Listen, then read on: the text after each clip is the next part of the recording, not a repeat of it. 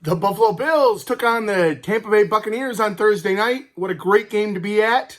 Great weather out there in Buffalo, and the Bills came away with a big victory.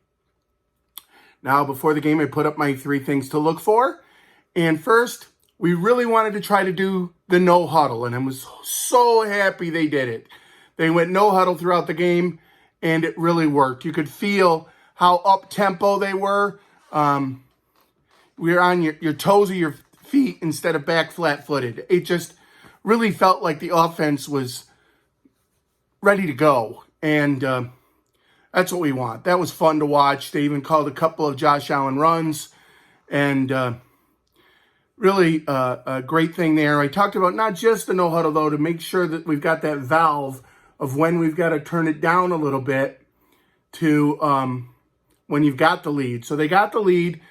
I think they had a little trouble with the turning down part because they almost let Tampa Bay back in to the game, but they had the 14-point lead in the fourth quarter, tried to slow it down just a little bit, and Tampa Bay was able to come back, had to throw a Hail Mary at the end. I don't care about anybody saying anything about pass interference on Hail Marys. I've seen so many Hail Mary attempts, and so many guys just get mugs. The refs never call it. So we won't worry about that play at all. What were we going to do up the middle on the defense with Daquan Jones and Ed Oliver out? Well, Ed Oliver ended up playing, and he got a sack and caused some penetration up the middle throughout the game. I think our defensive line played really well, actually, during the game. And then another wide receiver stepping up. And we knew that we were going to have to get Kincaid to step up because Dawson Knox was injured. But I really like how Khalil Shakir and Gabe Davis both stepped up. I think they both had 90 yards receiving during the game. Gabe had a touchdown. Shakir wide open for a long time on one play. He said he just ran to the open grass. And, so those guys stepped up. So that was really good. So, those are the 3 things we needed to work on, needed to make sure they were working. Maybe not work on, but make sure that they were working. And they did. And they worked well. So hopefully we'll continue that now as we head into Cincinnati to take on the Bengals next week. And we'll make another video about that, but it will be hard for the players and probably for the fans for them to be going back into Cincinnati with the scene and everything that happened with Damar Hamlin last year there. So,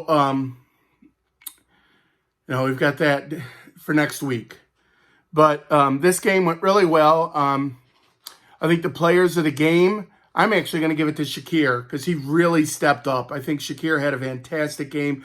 I know a lot of people are talking about Kincaid, but Shakir it's a missing position to have that slot come up, and Davis right behind him played well too. So still wondering where Sherfield is, but that's the story for another day. I'm also wondering why they even called up Andy Isabella if they weren't going to use him on kickoff return. If Shakir's going to start getting that many pass attempts to him and become the third option for wide receivers, then I think it'd be better to have Andy Isabella with he's faster to do the kick returns. I would have liked him, especially at the end when Tampa Bay got the 15-yard penalty and had to kick off deeper. On the last kickoff return, it would have been great if Andy Isabella might have been in there. I think he might have given us a better return. But to talk about special teams played a fantastic game. Shaq with the big block, and wasn't afraid to tell everybody he got that block either. And Deontay Hardy, great returns. I mean, I think the Bills started at like the 24-yard line one time. So great job by Deontay Hardy, and great job by the special teams. So now on to the autographs from the game. And before the game even started, I was able to get autographs from not 1, but 2 Buffalo Bill Hall of Famers. That's before the gates even opened. So they were over at the Madden truck as some fans were over there playing Madden and things. So Andre Reed, and I have not got an Andre Reed autograph photo in my collection, so this will be going up on the Legends wall.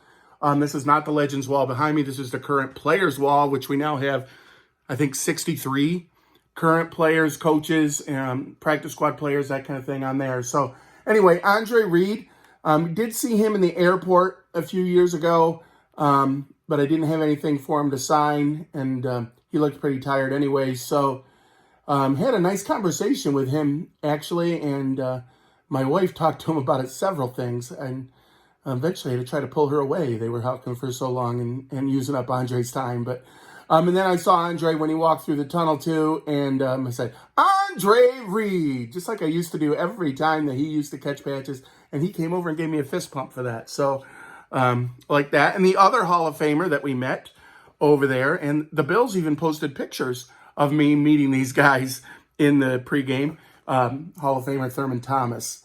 And when Thomas signed this for me, I asked him for a picture too, and he said, "You want an autograph and a picture?" And I said, "I sure do, Thurman." And I stepped in there and got the picture too. So Thurman Thomas on this, his Hall of Fame induction 2007, right there. And then down in the tunnel before the game,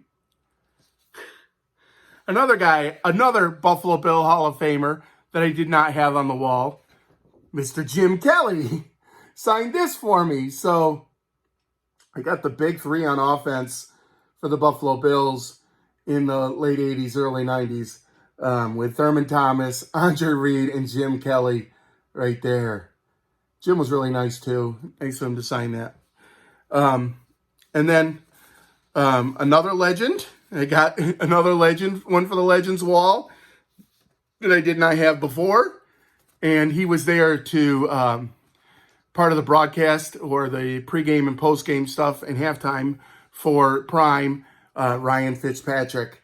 And he was a lot of fun. And I told him when he signed this for me, we're going to need you to take that shirt off during the game. We need your support.